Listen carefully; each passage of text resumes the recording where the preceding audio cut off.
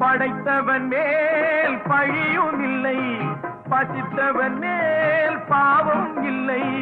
கிடைத்தவர்கள் பிரித்து கொண்டார், உழைத்தவர்கள் தெருவில் நின்றார்.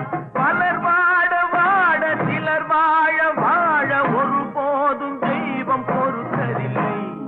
கொடுத்ததெல்லாம் கொடுத்தான், அவன் யாருக்காக கொடுத்தான்? ஒருத்தருக்கா கொடுத்தான் இல்லை.